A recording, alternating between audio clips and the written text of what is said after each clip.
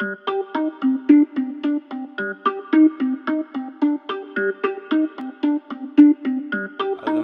di sini saya akan mereview aplikasi dari komputer kit melalui website.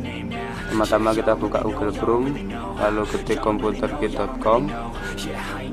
Nah, ini ada banyak aplikasi. Saya akan mereview aplikasi yang bernama POS Bengkel Keuangan. Langsung download.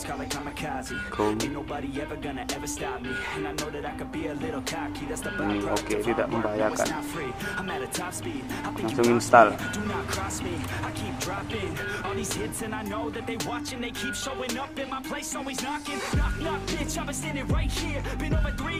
Buka. Ini izinkan semua. Ini bisa dilewati saja. Ini tutorial yang ada di YouTube kami.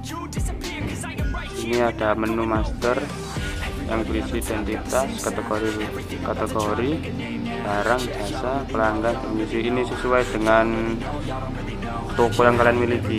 Ada juga utilitas yang berisi backup, restore, reset data, cara penggunaan. Ada juga mulai transaksi yang berisi jual onderdil, service, bayar atau tambah, pemasukan, pengeluaran.